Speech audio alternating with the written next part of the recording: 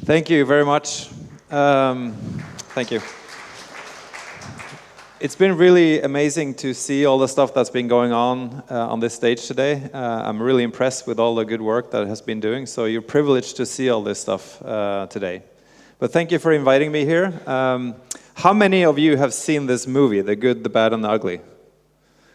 Okay, all the rest of you, spend 3 hours of your life to see this because it will really lift you up, or not, but it's worth seeing.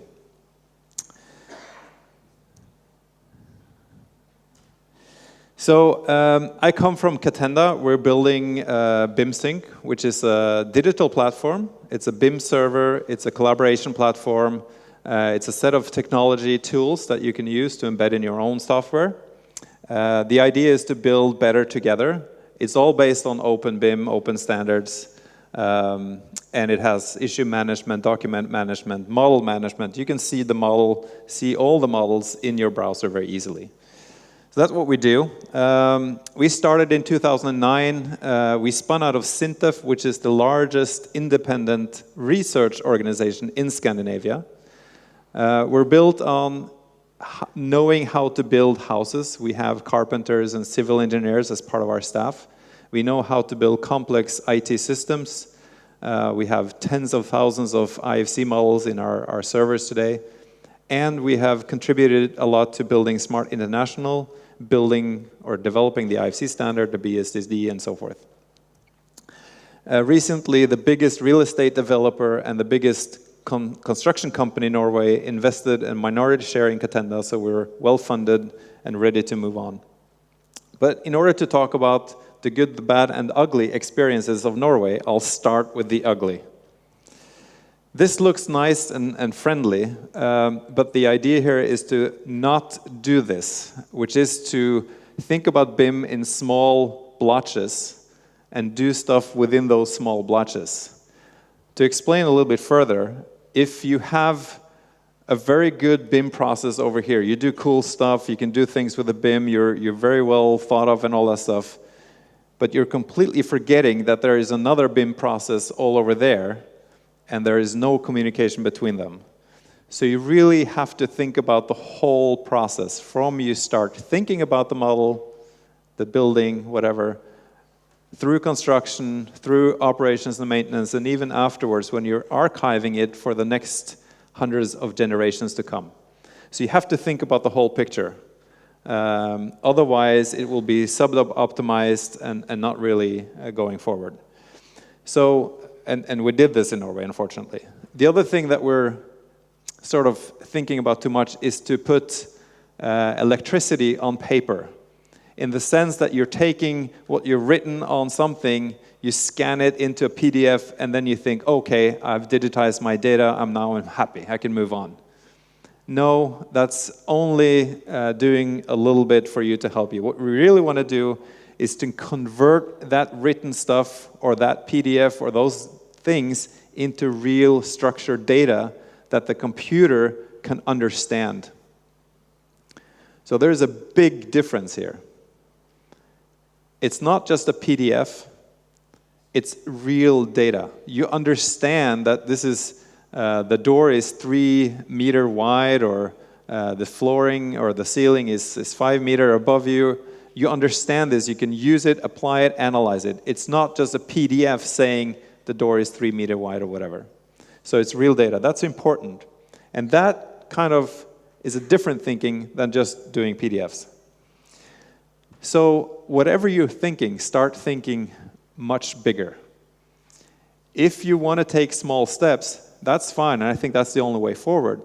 But start thinking really big so that you understand more your end game than where you are today. And that tells you perhaps the first step you need to do is not the one you were thinking of, but it's a different step that will take you faster to the bigger picture. So start thinking much, much bigger than you are doing probably today, if you can. The other thing that is normal today is that you have a lot of participants in a project. The construction industry all over the world is famous for having a lot of organizations, a lot of companies trying to get together and do something complex. So each of those individual organizations are protecting themselves and their own business, and they should. So they're getting this vague description of what they want to do, and they're putting in a big risk buffer so that they're not going bankrupt after this project, and everybody's doing that. So that means in a project, you have a lot of risk, but if you could collaborate, the risk buffer will be much smaller for the complete project, and you will save a lot of time. Inge Orseth, the one before me, he spoke about, or the 2 times before me, he spoke about integrated project delivery. Now, that integrated project delivery system is designed to help you optimize the total risk for the project so that everybody's collaborating, and if the project does well, everybody shares in the profit. If the project does bad, everybody takes part of the hit. Instead of everybody sort of protecting themselves and doing all this sub-optimized thinking. So we're doing a lot of this sub-optimized thinking in Norway because the contracts are designed for this. We have national standardized contracts that are designed for the old way of thinking. The hospital that you saw is breaking new ways by trying out new contracts. They bring in lawyers from out of the country to design new contracts, try it out, and see if they can sort of move this forward. So the contracts, if they are inhibiting your projects, try to change them, try to walk new paths and see what happens. And then we have a problem with the bigger universities of Norway. They have been sleeping. I was at a meeting a few years ago in Norway where 2 master students from this university, which is the largest and probably the best engineering university in Norway, they came along and I asked them a little bit about open BIM, and they said, well, our professors doesn't believe in open standards and BIM. I said, what? I said, no, it's just stupid. You need software to connect to software and proprietary, and then you can do cool things. That professor has been sleeping for a long, long time. I've seen projects that you couldn't do without open BIM. So they have been sleeping, but they just woke up. They've just started this fall. They will start a new digital construction course, and they've pulled themselves together, so now things are changing. So the other point that we did sort of bad, perhaps in Norway, was to think about big projects, because there is a lot of resources, there's a lot of cool things you can try out, but we forgot the small ones, where you can really gain value by doing simple things. So don't forget about all the small projects out there. If you can sort of try to put a little bit aside, you'll probably gain a lot more during the construction phase or during the whole project, because there's so much to gain from just diving into this. And then for the bad, this is really bad. We have organizations that are delivering data or delivering information, delivering services that are sort of a national interest, are fighting with each other. So they're protecting their interests, and of course they have to do this, but it's dampening the progress of the Norwegian digitalization of the construction industry. So if you can avoid having organizations in Lithuania fight with each other, that's a great, great plus. The other problem that we have is larger public organizations that are misusing their power and not behaving the way they should according to the rules and democratic society. So try to avoid having big public organizations using their force too far. The good things are these heroes. This guy started, I think, way back in 2006 with an educational program that nobody else had.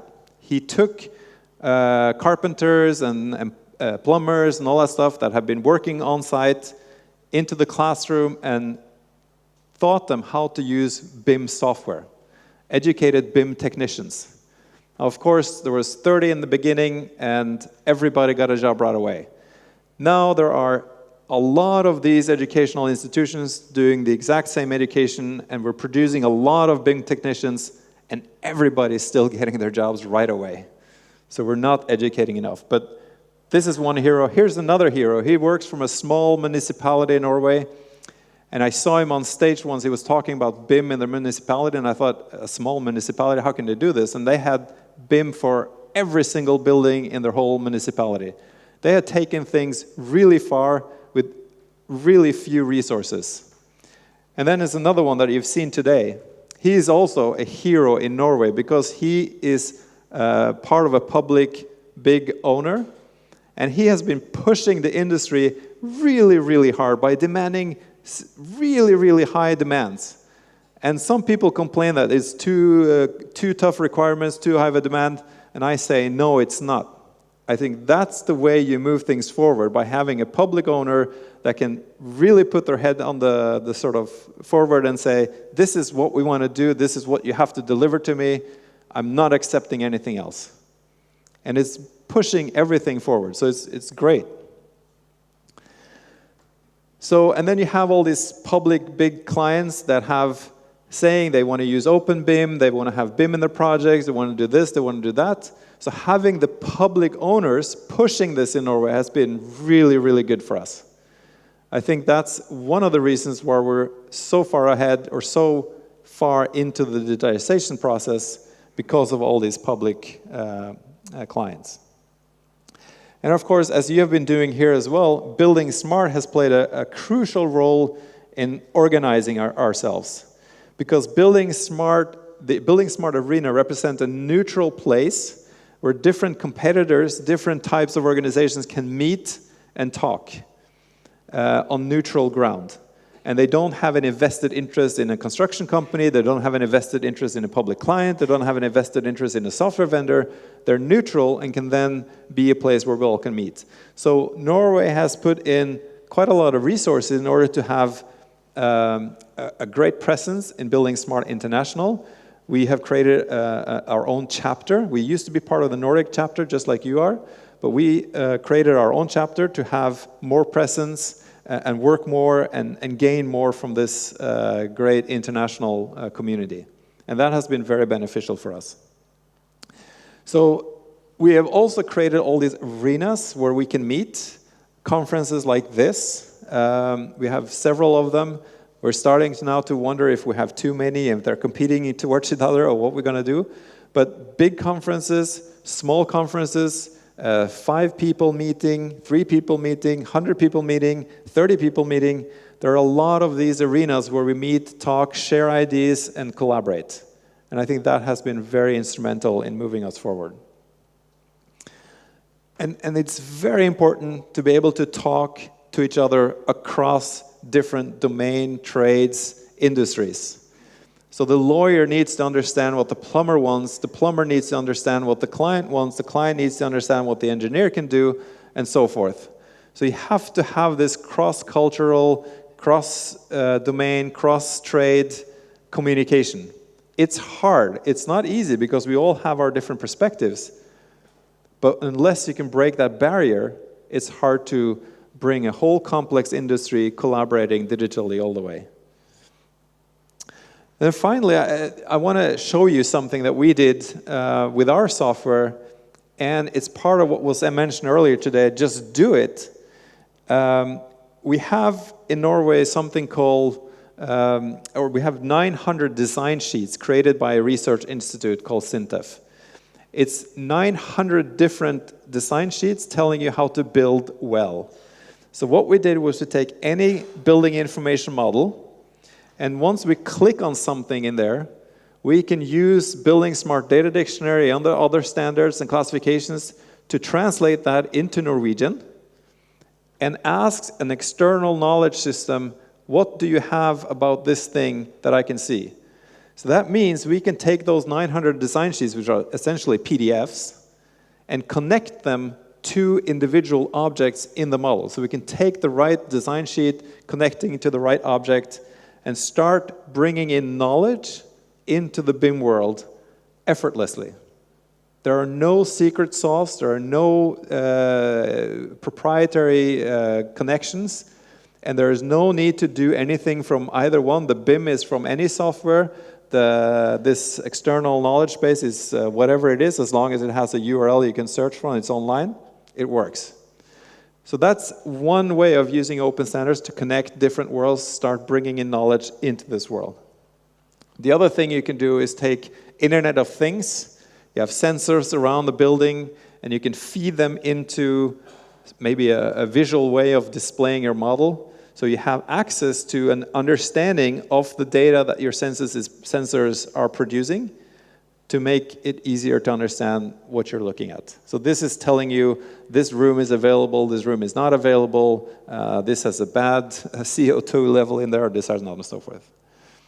Or you can do what this small municipality did. They spent 1 hour of a technician to program a little bit. And they put one of their models, one of the architect model of their buildings onto their homepage. So if you're from anywhere around the world, you visit this municipality's homepage with your browser, you can view their model, dive into it, walk through it, do whatever you want to do. And when the architect at his computer takes a new revision of the IFC model, drags it from his local folder into his browser, it will be automatically updated on the homepage of this municipality. So that's telling you how you can use BIM data in all kinds of different ways, in all kinds of different contexts, and start exploiting the digital data that you have created. This is an article from a few days ago saying basically that BIM is now used in every single project in Norway. Not every single project, but almost every project is using BIM in Norway today, and they're using open BIM because that's the only way to work this. So it's a testament of things are going in the right direction. And there are two principles that I think will guide you to the right place. One is that you need to build on open standards, 100% open international standards. If you don't put your data there, you don't really own your data, and you can forget about exploiting them later. Use open standards. And the other principle is share your data. That means you have to share your ideas with with your friend over here. Share your data. If you have generated some data, give it to the other one. And that goes for all your software vendors as well. Normally, software vendors will protect everything and try to have you put all your data inside you so that you own them. Well, don't buy that kind of software. Talk to software vendors and check if they're willing to share their data that you created, that is actually your data, with some other competitive software vendors. If they're willing to do that, then you probably have the right software vendor to talk to. So everybody needs to share their data so that you can pull the data on the home page, up on your phone, here, there, in your own sort of specific software, in that general software. Everything should talk to the same kind of data. So to sum it up, think about the whole process. Engage the educational institutions. Do not fight. Encourage all the local heroes, the enthusiasts out there. They are the ones driving things. If you have a local enthusiast in your organization, give him whatever he wants. He will move your organization forward, and he will move the whole industry forward for you. Give him whatever he wants. And get the public clients on board, kick them in the butt, whatever, get them going. And use and engage with Building Smart as you are doing. Talk to each other, and just do it, as former Inge said here earlier today. Just do it. Thank you very much. Go to bimsync.com.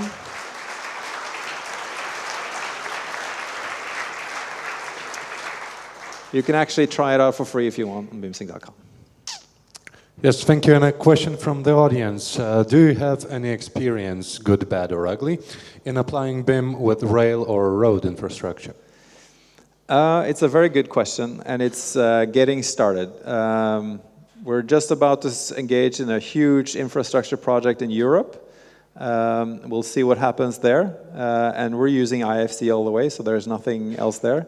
I've heard other infrastructure projects forcing their projects into IFC, where they're sort of cutting it up in slices and using proxy elements and all that stuff that's in IFC today, but not really readily made for IFC. But there is a huge thing going on to get IFC rail, IFC road, IFC bridge, and so forth out in the standard. An example of this is in Building Smart International. When you expand the IFC standard, you have 5 or 6 people working on a project and publishing the extensions. For IFC Rail, we have about 250 people, I think, because China Rail employ 10 million people. They have 10 million people in their organization, and they put 200 to Building Smart International to fix IFC for rail. So there is a certain pressure here. They own half of the railway in the world, so they're a reasonably large organization. So this is coming, but I don't have an experience as of today. Thank you very much, Mr. Bell. Thank you.